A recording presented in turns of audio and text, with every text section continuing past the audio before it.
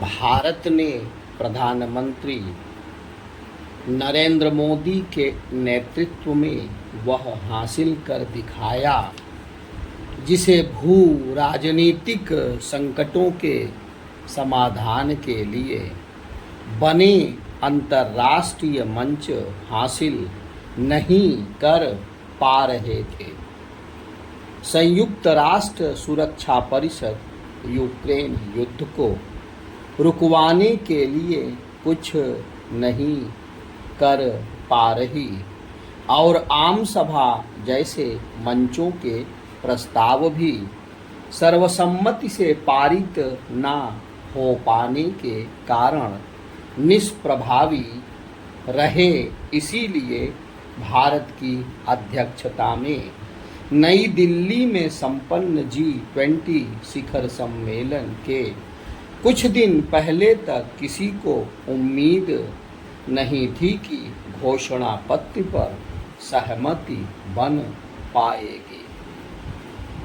चीनी राष्ट्रपति के इस सम्मेलन में न आने का अर्थ यह लगाया गया था कि चीन की मंशा भारत का खेल बिगाड़ने की है, परंतु भारतीय राजनयिकों के कौशल और अंतर्राष्ट्रीय बिरादरी में भारत के बढ़ते कदमे असंभव को संभव कर दिखाया।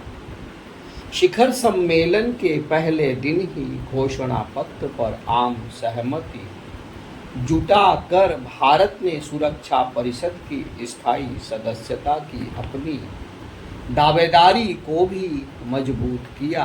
इसीलिए अमेरिकी राष्ट्रपति बाइडेन ने प्रधानमंत्री मोदी के साथ हुई द्विपक्षीय शिखर वार्ता में भारत की इस दावेदारी के समर्थन को दोहराया।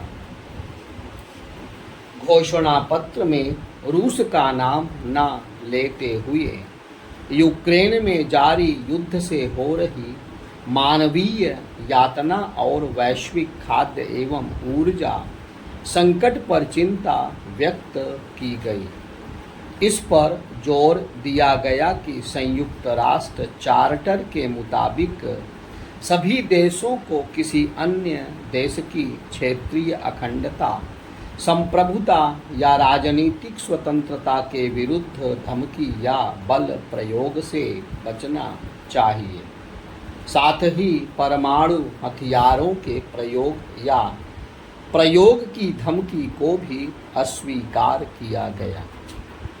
यूक्रेन और यूरोप के देश यूक्रेन में युद्ध हो रहा कहने और हमलावर का नाम ना लेने से नाखुश हैं, परंतु यूक्रेन युद्ध के बाद से अमेरिका और नाटो और रूस एवं चीन के बीच बढ़ते तनाव के माहौल में नाम लिए बिना भी ऐसे घोषणा पत्र पर रूस और चीन की सहमति जुटाना किसी ऐतिहासिक उपलब्धि से कम नहीं।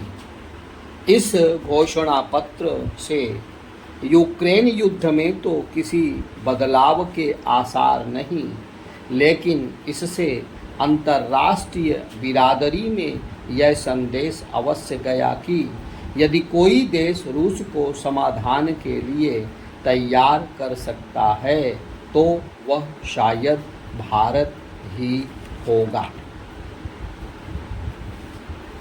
55 देशों के संगठन अफ्रीकी संघ को G20 की सदस्यता दिलाकर इसे G21 में बदल देना भी भावी विकास और अंतर्राष्ट्रीय कूटनीति की दृष्टि से भारत की बड़ी उपलब्धि है।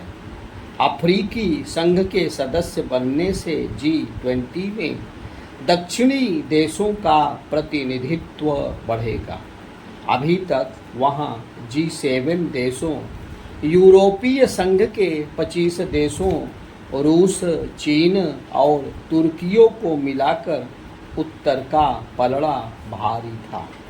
अफ्रीकी देशों की सदस्यता के बाद दक्षिणी देशों की संख्या बढ़ जाएगी। वैसे चीन और रूस दोनों अफ्रीकी देशों को सदस्यता दिलाने का श्रेय लेने की कोशिश कर रहे हैं। चीन ने पिछले 2-3 दशकों से अफ्रीकी देशों में भारी निवेश किया है और रूस भी निवेश के साथ साथ राजनीतिक उठापटक कराने में लगा रहता है, पर चीनी निवेश से अफ्रीकी देशों में कर्ज संकट पैदा हुआ है और रूस के भाड़े के सैनिक अफ्रीकी देशों में विद्रोह करा रहे हैं। भारत के अफ्रीका से हजारों साल पुराने व्यापारिक और सामाजिक रिश्ते हैं। भारत का स्वाधीनता आंदोलन का प्रेरणा स्रोत बना। गुटनिरपेक्ष आंदोलन का नेतृत्व करते हुए भारत हमेशा दक्षिणी देशों की आवाज़ बुलंद करता आया है। इसलिए अफ्रीकी संघ को उत्तर और दक्षिण के साझा मंच G20 की अध्यक्षता दिलाने से भारत को स्वाभाविक रूप से दक्षिण की आवाज़ बनने में मदद मिलेगी। भारत केंद्रित विकास की दृष्टि से देखें तो देश को पश्चिमी एशिया से लेकर यूरोप के साथ जोड़ने वाले परिवहन और ऊर्जा गलियारे की परियोजना इस